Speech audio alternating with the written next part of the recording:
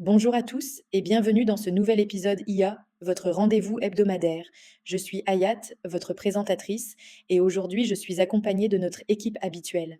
Bonjour Camille, Franck et Théo. Bonjour Hayat, bonjour à tous nos auditeurs. Bonjour à tous, ravi d'être là. Bonjour tout le monde. Dans ce 25e épisode, nous allons vous présenter les dernières actualités du monde de l'IA. Nous ferons un grande annonce concernant la plateforme et nous parlerons des nouveautés à venir. Alors, commençons sans plus attendre avec les actualités de la semaine. Théo, quelles sont les principales nouvelles? Cette semaine a été plutôt chargée en actualité. Tout d'abord, Actu IA relance sa formule avec un nouveau magazine entièrement dédié à l'intelligence artificielle. Ensuite, Meta vient de déployer son IA conversationnelle en France. Elle est maintenant disponible sur WhatsApp, Instagram et Facebook. Cette IA offre des réponses contextualisées et un accès aux informations en ligne pour plus de précision. De son côté, Google a intégré des podcasts dans Google Doc avec Gemini. Cela permet plusieurs cas d'usage intéressants: création de résumés de rapports techniques, présentation client, contenu marketing et même génération de voix avec Google VO pour accompagner des présentations avec de la vidéo. C'est intéressant cette intégration de podcast dans Google Doc. Est-ce que cela fonctionne comme une fonctionnalité de transcription améliorée? Exactement, mais c'est plus qu'une simple transcription. Gemini peut analyser le contenu des podcasts et en extraire les informations essentielles pour les intégrer directement dans vos documents. C'est particulièrement utile pour les professionnels qui veulent transformer rapidement du contenu audio en support écrit structuré. Merci pour ces précisions. Y a-t-il d'autres actualités notables?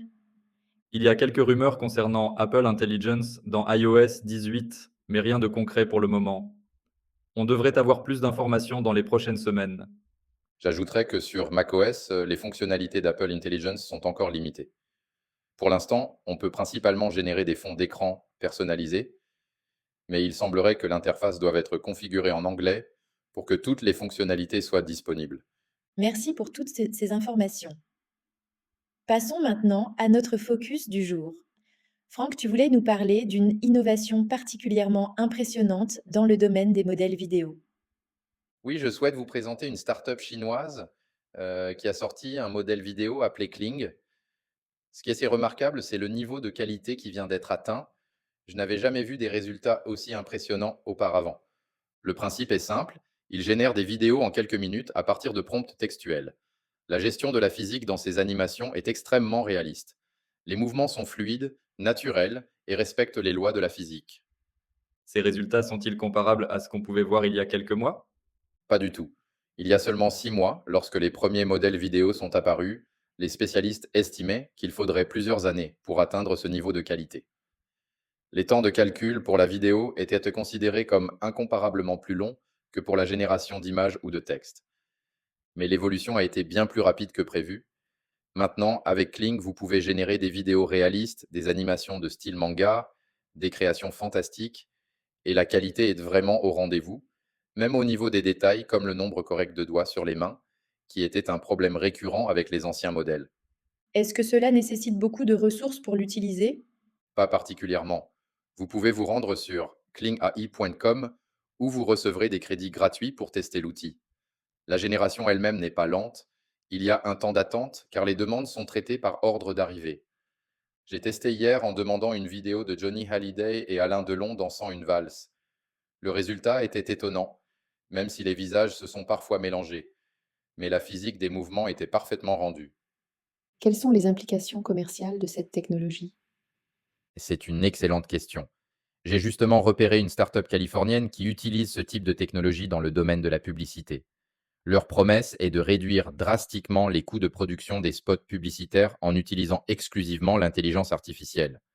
On parle d'une réduction de coûts astronomiques. Là où un plan pouvait coûter des milliers d'euros en production traditionnelle, maintenant on est sur quelques centimes. C'est une révolution pour les équipes marketing qui peuvent désormais créer rapidement des visuels animés de qualité professionnelle pour leur présentation, leurs preuves de concept, etc. Merci Franck pour cette présentation de Kling.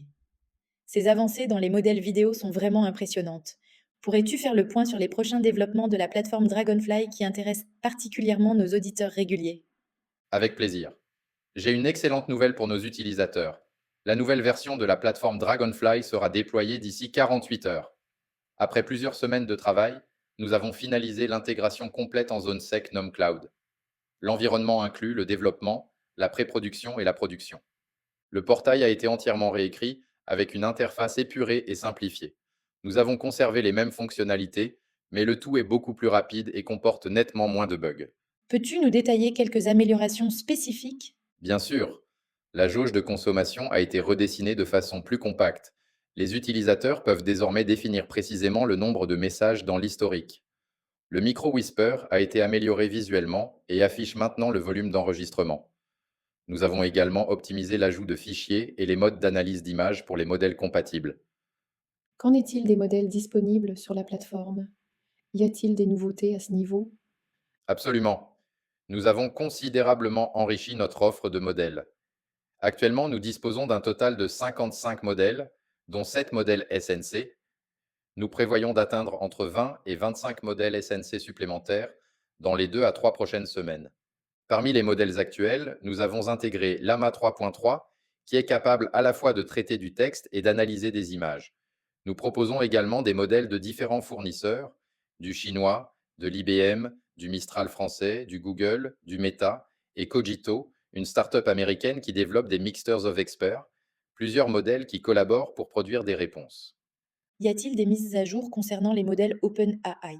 Oui, OpenAI continue de faire évoluer rapidement ces modèles.